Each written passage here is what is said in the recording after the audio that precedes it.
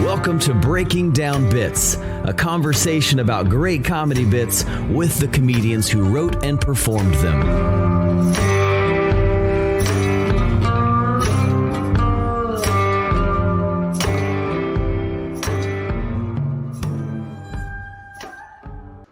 Welcome to Breaking Down Bits, the clip show. I'm Ryan Gendron. I'm Drew Jordan. We're excited to be starting season 2 soon, so we wanted to recap season 1 and just touch base on some of the favorite moments that we had and give you a quick reminder of each episode, maybe inspire you to go back and check out some of those episodes from last season, because there was some gold in that first season, and we had an absolute blast doing it. Yeah, it's effectively 10 hours of what we would consider, what we tried to create as timeless material for comics to go back to and reference and listen to as they work on writing and performing comedy. So, yeah.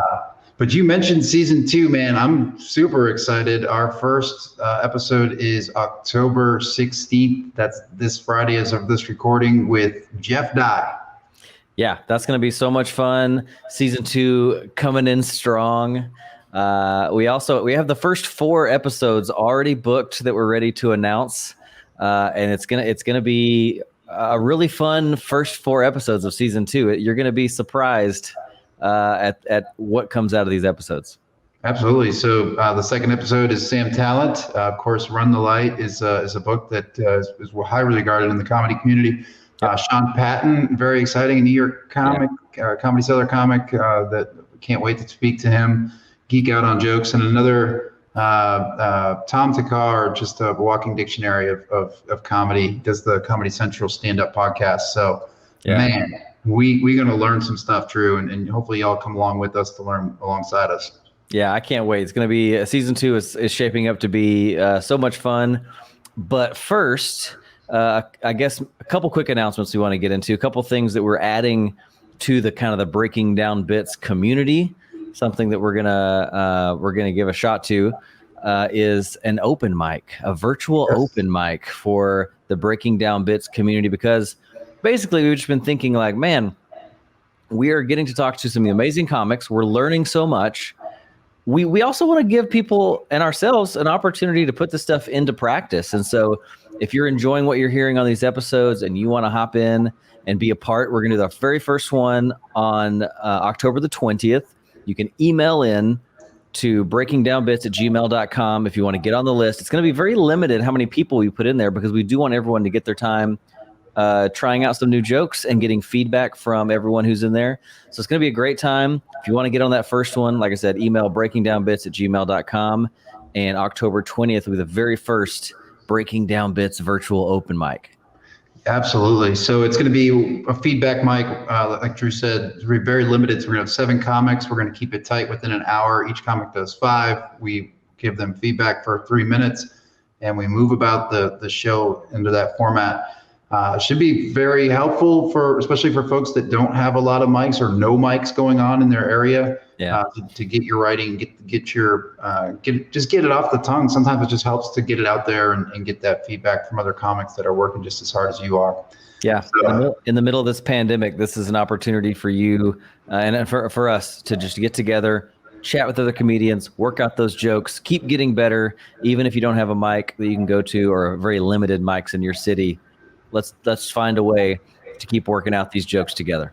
So email it, breakingdownbits@gmail.com. It'll also be on our website, and we're going to do some social media posts. So you'll have a couple opportunities. If you don't make it this first time, don't worry. We will continue to do these mics. We're still not certain about the frequency, but we're going to do them more than once a month is certainly the minimum that you can expect from us. So looking forward to that. A lot to do in season 2 between the interviews and, of course, now the feedback mic. But before we even get into that, let's go back and revisit season 1, episode by episode. So we started off, Drew, with Andy Huggins. What a great place to start. Yeah, this guy, if you're not familiar with him, he is a Houston comedy legend. He's been all over. He was part of the Houston Outlaw Comics back in the day with Bill Hicks and Sam Kinison. He's a walking encyclopedia of comedy knowledge. We're so blessed to have him in our community here in Houston. So we wanted to share him with everyone and some of his wisdom. I mean, you just put a mic in front of this guy and let him go. It was our first episode ever. We had a blast hearing his writing process and kind of how his brain works when it comes to writing comedy. Let's check out a quick clip. How does Andy Huggins write comedy? I have a legal pad and I have a big ballpoint pen. For some reason, I can't think at a keyboard. So as ideas come to me, sometimes you get a punchline, you have to work backwards, come up with the right setup. Sometimes you just come up with a premise. This ought to work. And so I just sit down and write and grind it out. Let's try it this angle. No, that doesn't work. Let's try it that angle. The important thing about writing is to do it every day. And that's why just whatever you do, whatever the process is,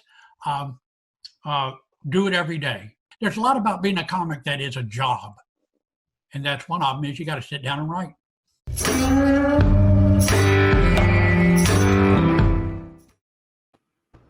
Yeah, great advice from Andy. I mean, you got to take it seriously. Got to take it like a job. Of course, if you do it well, it's a really, really fun job. So, work hard, man. And that was a great message from Andy on top of so much great writing advice that he gave to us. Yeah. He really goes into so much. He goes into some of the stuff I liked. If you want to jump into it we talked about building a character because his comedy is very deep in character, but also how to deal with his take on how to deal with hecklers is even in this episode. Yes. An interesting take that maybe not everyone would take, but I really appreciate what he had to say. A wonderful episode. Do not miss this one. It's a great one. Andy Huggins, a national treasure. Absolutely. Our second episode was with Mr. Joel Byers. That's right. Hot Breath Podcast, brethren, a good friend of the show. Had an absolute blast with him. Love everything he's doing. Atlanta-based comic. If you want to check out his podcast, Hot Breath, he is incredible.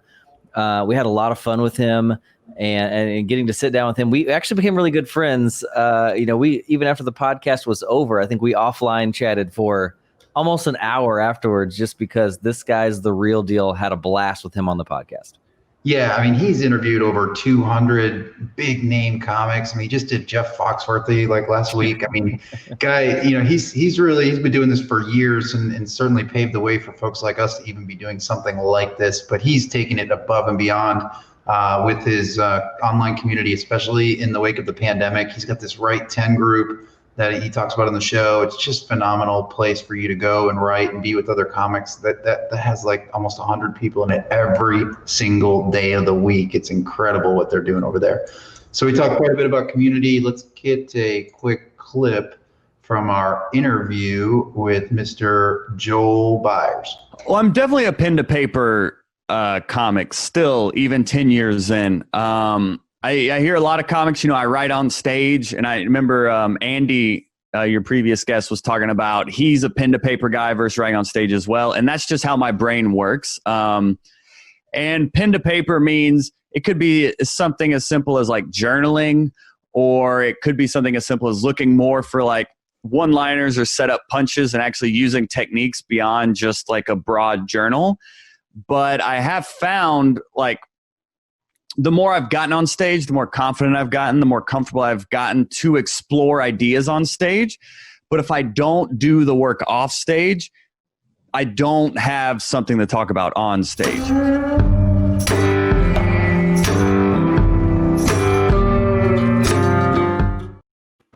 Yeah, love that. Great conversation about on-stage, off-stage writing there. That Write 10 Club is still happening. Like that's the thing that's happening currently. You can get involved with tomorrow if you wanted.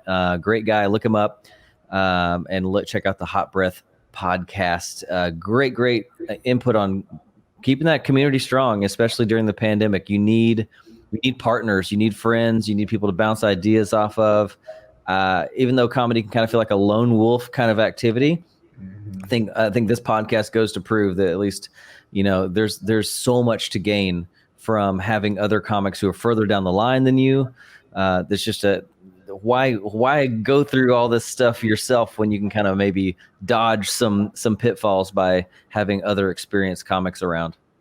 Absolutely. I remember my one big takeaway that one of many takeaways was listen to your sets regardless of if they're good or not. It's such a critical part in developing out your bits and growing and learning to as a comic. So that was something we talked about quite a bit with Joel on the show. Go get it. It is episode 2, Joel Byers Community, and it's a good time to say all this is available on breakingdownbits.com. Of course, you can get it on Apple, Google, Ask Siri, Ask Alexa. We've got it just about anywhere you can get it, but the main conduit is breakingdownbits.com. All right. Yep. So episode 3 with Mr. Scott Dickers. That was an adventure. That was quite the adventure behind the scenes. I'll spare you some of the details, but long story short, everything that could go wrong behind the scenes of this podcast absolutely happened. Your internet went out at your house. Yeah. My electricity went out at my house. We had to move to your office location. I was in a conference room, got kicked out of that conference room because someone had it. It was a mess behind the scenes, but it was absolutely amazing what was happening in the conversation because Scott Dickers, the original editor of The Onion, co-founder, just once again, an incredible, just walking encyclopedia of comedy knowledge. Yeah, and he handled that all with such grace. I mean, we dragged him through it for like an hour and he just stuck with us. And man, I'm glad he did because he shared so much great comedy knowledge. He just lives and breathes and loves comedy so much, and it became so apparent in the interview. So let's watch a quick clip. The way I write, I'll start with process. So my process isn't something I can turn on. There's a preliminary investment that has to be made. So I have to have a good schedule. I have to free up my time. I can't be too busy with a bunch of crap. So I have to delegate things that aren't things that I should be focusing on so that I have time to sit down and actually work. Because a lot of times people will say, well, I don't have time to, write jokes every day or whatever. And you just have to make that time. So once I make that time, the way I use that time is to start, I just start writing. So the morning pages exercise is a very important exercise for me. Whenever I need to write, and for a lot of my career, I haven't really had to produce a lot of writing. I was an editor mostly. So I would look at other people's writing and I would improve it. But whenever I would be called upon to write a TV pilot, or I had to write a story or something like that, doing the morning pages exercise for a few days would rev me up and it would get the wheels going and comedy would just pour out of me. And so the way I write it then is I just pour out a rough draft as fast as I can of whatever it is I'm trying to write. If it's a list of jokes, I'll just write 10, 20 jokes fast as I can without even thinking about it. And I'll try to do that every day. So after a week, I've got 140 jokes. I go through and I find the best 10 or 20 and I tweak them or whatever. And then I've got a pretty decent list of 20 jokes. If it's a piece, then I let it sit and I go back and read it later and fix it, see what I can do to make it better. I'm not one of those people that's going to pour over a first draft or stare at a blank piece of paper for 2 hours without typing anything or typing a sentence and then deleting it. I'm going to pour out a first draft. I'm going to get that sucker written because that first step of just getting it on the page, no matter how crappy it is really important. And just embracing that it's going to be crap and knowing that the good part comes later when you're able to sift through all the crap and find things that you can work with and finesse or whatever. So after I finesse, I show it to people. I make sure in comedy, this is not art. This is entertainment. Other people have to like it. So I get feedback from other people and I balance that against my own internal judgment. And then I put it out. Yeah, I love that strategy. It makes so much sense. I wish I was more like that. Love the idea of just getting it on paper fast. I'm the worst sometimes when it comes to staring at that blank sheet of paper. So it's great encouragement. That's exactly what it is. Just encouragement to just get after it. Do the work. Even if it's not great at first, get it on paper. Wonderful episode. So many good anecdotes in there and stories shared. He goes through his entire funny filters, which is 11 different ways that you can make something funny. One of the best episodes of our first season, hands down. Yeah, I'm glad we stuck through it and got it made, even in the face of adversity. What Scott talked about there is something that so many comedians talk about as writer's block and how to overcome it. It's just write and know that it'll be crap and then work it out.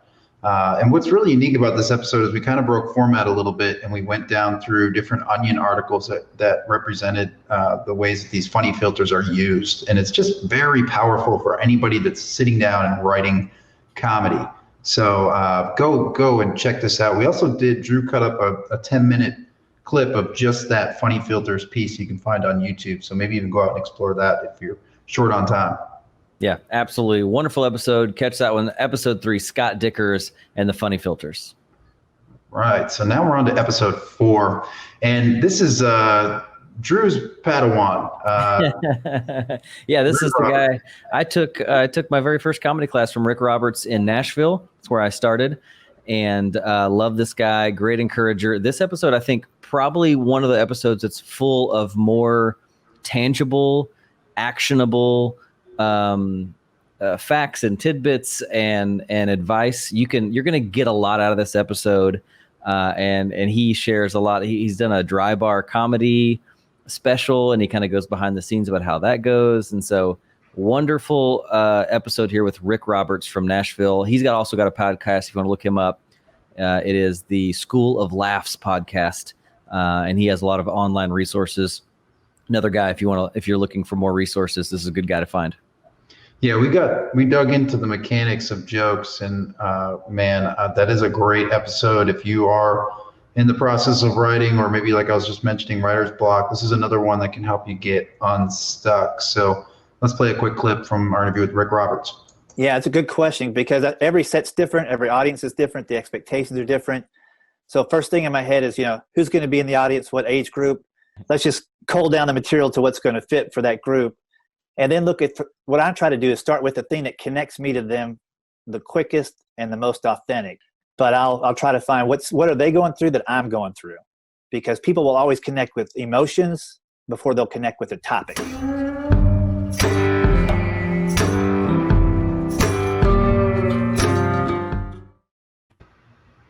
Yeah, what a great episode. That is a great tip. I know that you especially connected with that one and have used that a lot in your writing, Brian, to kind of just really lean on. Yeah, it's a good question. Yeah, I can't get it out of my head that people connect with emotions over topics.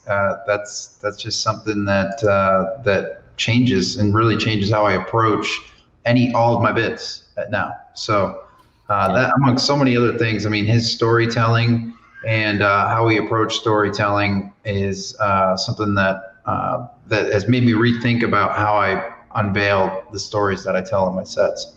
Yeah, also a wonderful tip on how to create callbacks in this episode about remembering every character that you bring up in every joke and kind of remembering that they're available to you later in your set and while you're writing other jokes. This is a great episode. Check him out, Rick Roberts, episode 4, and you can find him online at schooloflaughs.com. Excellent. So episode 5, we went and talked with Danny Palumbo, and he's an LA comic that was at one time in Austin and then initially Pennsylvania, and just released a new album called Good Morning, Mr. Very funny album, very funny guy. Yeah, I love this guy. Really connected with his style of comedy. Noticed that his delivery was very interesting. A lot of self-deprecating comedy, but also very confident at the same time. It was very interesting how he put those two together, and had a great time talking with him and how he's working through, pandemic comedy basically himself. And wonderful episode 5 with Danny Palumbo. Let's go in and check out a clip with our discussion with. I was just talking about this recently with a friend. I've always had my best sets when I'm not buried in my phone before I'm going on stage. If I'm like talking to people, so you're trying to be present on stage, right? Like you should be doing that, or at least I should be doing that moments before I get on. Talking to, a server at the comedy club, a friend in the back, not being like, counting down the seconds until you walk on stage. That I have found is incredibly helpful. And when I do start going back on stage again, that's something I'm going to be a lot more conscious of. Yeah. Gosh, what a great tip. Yeah, just being present in the room. We get distracted. We sometimes get caught up in what's my set list going to be.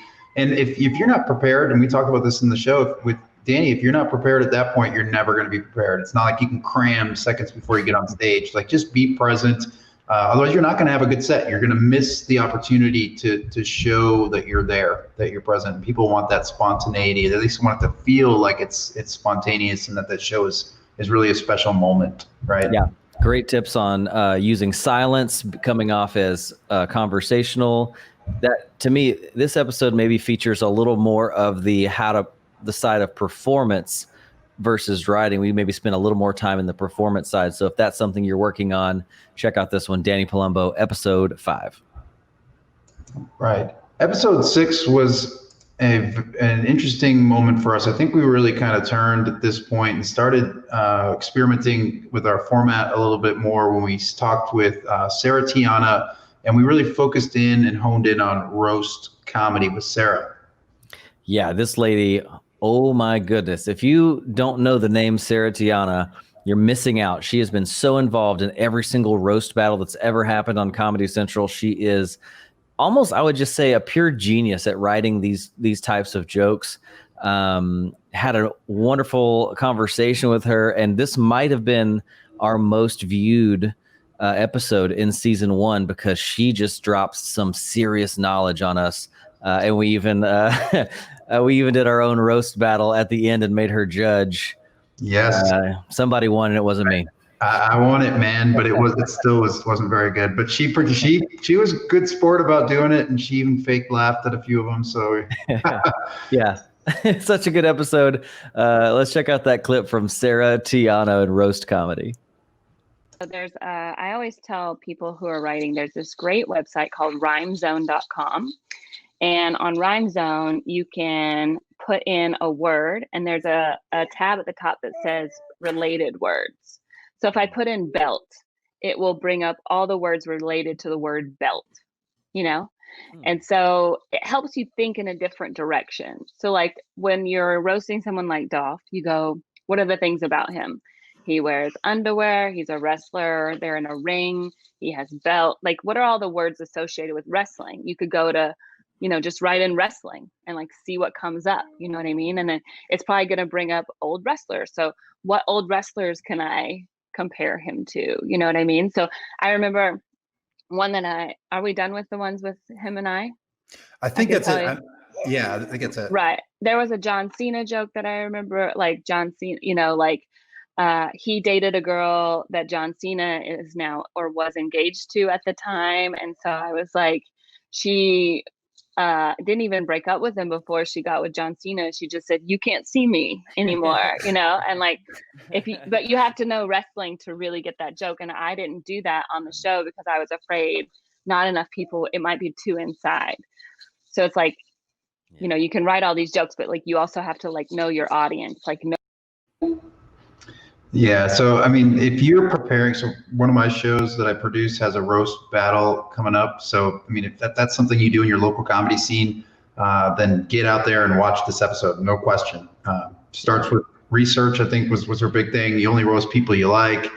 And you just, you got to write not just for, the person, but also what they might say about you. So there's like a whole defense part of, at least in the roast battle format. But of course, roasting's beyond that, right? So you could have like an actual roast where you're roasting an individual. They did like a Harry Potter one right. Yeah. But that's something that they've done. So you never know when this could come up, but it's important for it to have in your tool belt. And Sarah Tiana is one of the best at doing it. Yeah, and also in roasting, the one thing we learned is that if someone has a good joke about you, then you might use that joke in your set moving forward. That's a great little side effect that comes from being involved in roast. If you think about doing it and you're like, I'm not really super into roast that much, but doing the roast with you, I think it's very beneficial. It's something that I'm going to definitely look into in the future after this episode. Yeah, that's a great writing exercise. And it's one of those things that helps you get into writing, and then it's nice to write differently than just stand up. It's a good break from the norm that can really break up that writer's block we talked about earlier. Absolutely. So, episode 6, Sarah Tiana, roast comedy. Get it on breakingdownbits.com and everywhere you get your podcasts. Our next episode 7, with Sarah Tolomash, Getting Discovered.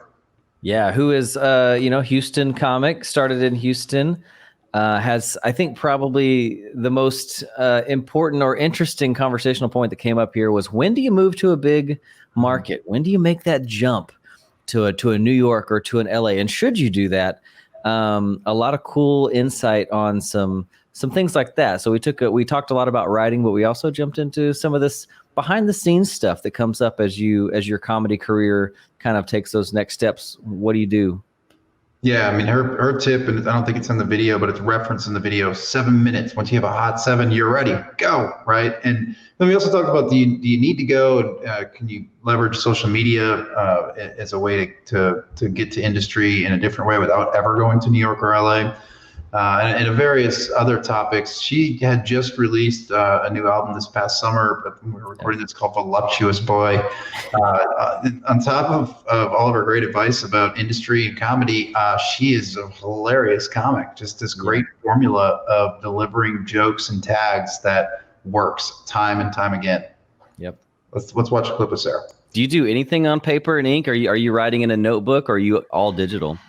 I mean, I will, and I will do it just so I can feel like I'm doing something. But like, honestly, I don't think I've ever written a bit where I was like, that was great. Like, I prefer when my bits come organically rather than forcing them, because I don't know. I just think it's funnier that way if it's from conversation or hanging out, rather than, I find that sometimes I've tried to do stuff that I've written, and when I do it on stage, I find it quite sterile, and it misses like the fun that I had when I originally thought of it.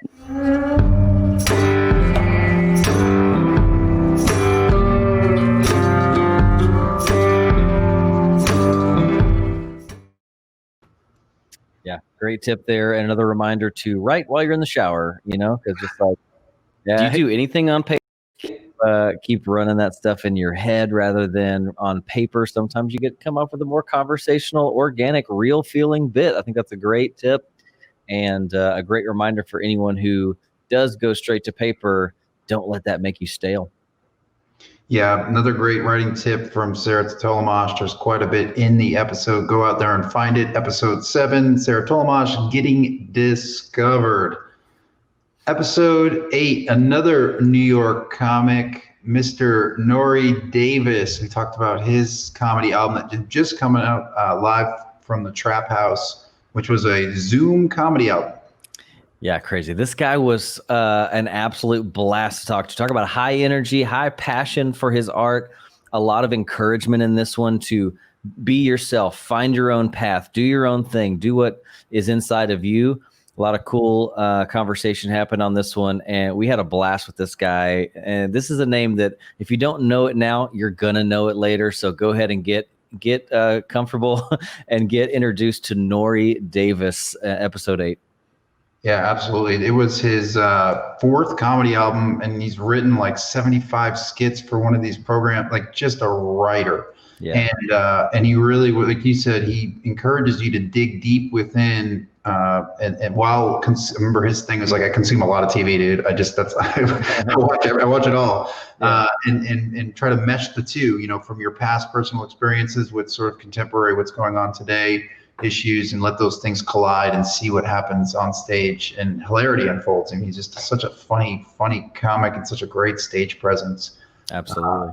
And a talented writer. So let's go ahead and watch a quick clip with our interview with Mr. Nori Davis. For a comic who is like the Midwest of bumblefuck, I say definitely, yes, start your own show there, because your market is within your town. I mean, think about it as like a rapper or an artist like that, where they start getting popping within their own town. So build up a hot show, build up your own knitting factory within your town, within your shop, inviting people, social media, kids will come out, something to hang out. And then once you build from there, you get like a tight 15 whatever minutes, then bring that show to New York or bring it to LA, and that's when you know you'll make that growth, when you start building within your own. Yeah, there's a lot in that episode, and he's just such a fun guy. He's a free spirit. You just get that sense of his strong personality when you hear this interview. And like I said, don't sleep on this guy. He's going places. I'm surprised that more people don't already know who he is, because he's just really fun. He's a force. He's a great comic, and you can check him out. Episode 8, Nori Davis. All right. So episode 9, we had an interview with LA comedian, originally in Atlanta, Ron G, and we talked about clean comedy. Yeah, this guy was great. Once it kind of like Nori, this guy had an interesting angle to the conversation. It kind of went a different way than we typically would go. Talked a lot about legacy, which is not something that comes up with comedy very much. What legacy are you creating with your bits? What are people going to say about you at the end of it all? And that's just not something that we think about a lot of times. We're so in the moment, and that's a great perspective. Had a wonderful conversation. A lot of good stuff comes up from this guy. A lot of industry information that you might not hear anywhere else. He really shares a lot of, lets us peek behind the curtain, behind creating his own brand and his work with television. Lots of stuff here. Yeah, I mean, a lot of you listeners reached out to us and said you really connected with this, and I think because of what Drew said, it's in this, in this pandemic when comedy was essentially taken away from all of us, and it really was a great time to reflect and think about things like, where am I going with this? And when we talked about comedy legacy, Ron G gives you a good kick in the face and talks through his own experiences, kind of has you look at your own and understand really thinking deep, what am I doing? Why am I even doing this? And hopefully that's giving you some perspective that can only add to your comedy writing and performance. So let's look at a quick clip with our interview with Ron G. But he was like, man, you're a good looking guy. Why you curse so much? And I was like, I don't know. And at the same time, I feel like God was tugging at my heart. And I remember when I got on stage and I went back to the place that booed me and told me to kill myself, and I performed and I rocked it. I finally conquered the room that was like my thorn, the place that I was nervous at on Friday and I had to go there on Sunday to get booed. I finally conquered it, and I did like 5 minutes, which is good in that environment. And I didn't curse. And I felt like God said, if a pastor did what you did, because I was still cursing off stage, and I feel like I was like, well, if a pastor did what you did and didn't curse in the pulpit, but cursed off stage or in real life, you would judge them. So what make you any different? And it just punched me in my chest. And I realized I naturally stopped cursing around my parents and people I respected. And I just wanted to be a master of, I didn't want anything to be mastered by anything. So I started working on being clean in my personal life. And then ever since then, it changed my life. And this is the cool part. In that moment, I didn't know, because if you're used to doing something and you stop doing something, you're like, man, this sucks. But when I booked my Nickelodeon show and I wound up being a dad on a TV show, when my final round, I had an audition with all the producers and stuff. And it was like, you're a clean comedian, huh? And I was like, yeah. And it was like, honestly, you're perfect for this job. And it reminded me like, oh, okay, this is the setup, because at Nickelodeon, they're very funny about their brand. You know what I'm saying? So it's kind of hard to be a dirty comedian and be a dad on Nickelodeon, which is probably possible. But they look at your social media and start taking stuff down, and they're very funny about their brand. But I felt like it was full circle reminder of, this is your calling, this is your lane in life. And if you honor what's in your heart and you stick with it, it'll make sense later on, even though in the moment it doesn't always make sense. Yeah, that's pretty heavy. And it's, like I said, it's great industry knowledge, that stuff that you might not think about right now, but in the future, guess what? If acting or television is something you're interested in, your content that you've been building will make an impact on your opportunities in the future. And that's just it's a good something to think about. A lot of great conversation there. Great guy, Ron G, episode 9. Yeah, I mean, it's a great, you might be closing doors for yourself if you are getting into certain content. And that's okay, but you just have to accept that that might be a possibility if you do ever want to get into TV and such. And he's been to the top of it, man. I mean, he won an Emmy a couple of years ago. So very passionate guy. He's one of the few that flipped it on us and started asking us questions. Episode is pretty long, but absolutely worth it. We went maybe 10 minutes longer than we usually do. So go check it out, man. Ron G, very passionate comedian and actor out of LA. That's episode 9. Get that on our website, breakingdownbits.com, or anywhere you get your podcasts. All right, season 10 finale. A lot of fun, right? Oh gosh, it's so much. It was so easy to talk to John Reep. He was just I don't know if he's always that easy to talk to. I feel like we caught him in the best mood ever, or maybe he just lives his life like that. But yeah, super fun. Talked a lot about his experience getting booked and working the road, how that kind of works for him, and how he got discovered, and energy on stage, and so much in this episode. This is a very valuable episode. I would say, again, this is one of those episodes that maybe focuses more on performance than writing a little bit. I think I got a lot out of his feedback and his advice on how to perform comedy on this one. Very impactful episode. He also has a podcast called Country-ish, if you'd like to look up Mr. John Reep. Yeah, I mean, John's been in it for so long, and he was an open book about his journey and his story, and really walked us through that and gave great advice for how to level up and to continue to level up. And in this clip, he talks about a certain level that just blows my mind. So let's get into the clip. Generally, I had a bit of an order to some of them. It depends on how long the set is. Am I doing 7 minutes here? Am I doing 30? Am I doing an hour? Sure. All that helps you whittle down what that set will be and what order it comes in. But generally, I have like an opening thing, which will always be the opening thing, you know. Mm-hmm. And then you've got the closing thing, that's going to be the closing thing. It's the stuff in the middle that I'm not sure what the order is going to be. And sometimes when you get into it, it's not what it started. And as you're thinking as you're doing the joke, this is another great level that happens, by the way. After doing it for so long, it's great what your brain can do. Our brains are amazing. I can be on stage delivering a story and a joke and have the crowd in the palm of my hands and getting everything right and being physical and acting it all out. And at the same time, in my brain, I'm having a conversation of like, okay, so you probably got another 3 minutes of this one. We'll probably go into the Panther story after this. That's a good closer. Well, that one lady dropped a drink. We maybe do a callback on that. I got the light. Shit, got the light. So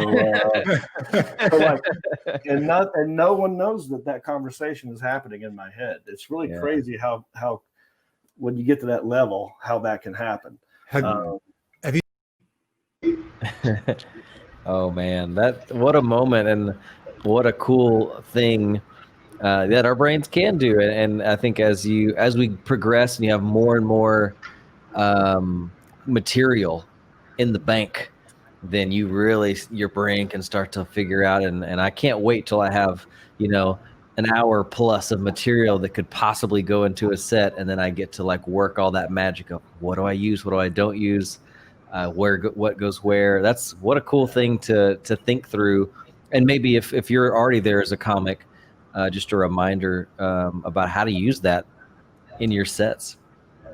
Yeah, I mean, I think like maybe once in my 1.5-year comedy career, I've experienced like a couple seconds of what he's talking about on stage, where I know my bit inside and out, and it's my best bit. But to be able to live in that probably every time you perform, like somebody like John, who's done the Malcolm Gladwell 10,000 hours and Outliers, and that's kind of the level you get to, where you're able to pick a starting point, pick a destination, and then just everything in between it just gets done on stage. What appears to be effortlessly, but it's just built on the years and years of work, and that John's no exception. He put in so much work on the road. We talked quite a bit about that in the episode. Yeah, also just a fun episode to listen to. This one, I feel like as the podcast progressed, we loosened up and we were able to have a little more fun with the guests, and it wasn't just all business the entire time. And John was just the perfect episode, an example of that. Just really got to relax, just have a fun conversation with him. So on top of all the knowledge you get from what he shares, just also a fun, entertaining conversation with John Reep. Episode 10, the season finale of season 1. Again, Country-ish is his podcast. He's got a lot of material online you can check out. What a great way to end season 1. Absolutely. So that wraps it up for our season 1 recap. Just wanted to talk about season 2 again real quick. So Jeff Dye is October 16th, Sam Towns October 23rd, Sam Patton October 30th. We're banging these out live. They're on Facebook Live, so you can join us live. We do bring in questions and comments. If you want to leave those, we might get mentioned on the show, so that's exciting. And then don't forget, when's our feedback, Mike, Drew? First one? October 20th, first Breaking Down Bits virtual mic, a chance for you to try out some jokes. Especially, man, if you're at home and you're not getting out to a lot of mics, can't get out. There's not many mics. What a great opportunity. We'd love to invite you in. Love to get to know you a little bit better, hear what you're working on, hopefully someone in the group will have some good feedback that you'll be able to use to tighten up those jokes. So yeah, join in. If you want to get into that open mic, you do have to email us to get in, and that is breakingdownbits@gmail.com, and we'll let you know. Like I said, very limited on how many people can get in there, but we're going to get in as many as we can. If you don't get in the first week, we're going to try to get you in as soon as possible, so you can have an opportunity to take part in that. It's going to be an absolute blast. Absolutely. And then, hey man, this might be a little hard, but just wanted to quickly shout out a few people that have really been kind of super fans. And if I'm leaving anybody out, which I know I am, but just a few that come to mind. For me, Mostly Superheroes. It's another podcast. Go look them up. Mostly Superheroes with Logan. Adam Radliff has been a great fan. Clinton Shorter, Mama of Jokes. Y'all have all been great supporters. Drew, who am I forgetting people? Of course I am. And there's so many people who have a lot of the hot brethren, the community that Joel Byers has jumped in, shared a lot of great questions, kind of connected with us offline. Thanks for being a part of this thing. We want your feedback. Your feedback and your questions and your input have made this podcast better each and every episode. And so please keep doing it. Help us see our blind spots and keep making this thing better and better, because the goal is honestly at the end of the day to create something that helps us all kind of level up our comedy writing and performance. Yeah, and just I always like to make this distinction. It's very important to remember that we are not know-it-alls whatsoever. In fact, we are very honest about the fact that we are new comics, and that this is simulating us cornering these veterans in the green room and sticking a microphone in their face and asking them all kinds of questions about how to perform and write comedy. And just we're the premise is we're imagine a lot of you want to hear that advice too. And then of course, Drew, we want to have fun while we do it. And I think we're at a place now where we're able to relax and have a good time. Absolutely. Season 2 starts on October the 16th. Wow, that's coming up in just a few days now. We're going to kick that thing off. Already, like I said, announcing our first 4 episodes are going to be really strong. A lot of fun. The open mic. A lot of stuff going on with Breaking Down Bits. Make sure you do follow us on social media. We share this podcast on all of the normal spots where you find podcasts. We put it on YouTube as well. There's a video version there. If you're curious, the easiest way to find it's breakingdownbits.com. A beautiful website created by our own Brian Gendron. Yeah. And great resource. Oh yeah, only getting better. We're going to try to make that more resourceful, and like Drew said, we rely heavily on your feedback. So and love to hear it. So check, even if it's not good, give us all the stuff, and it's just to make this thing better. So we are Breaking Down Bits. We got 10 more episodes coming at you in season 2, running all the way through to the holiday, to the end of the year. And my name is Brian Gendron. Yeah, I'm Drew Jordan. We'll see you in season 2.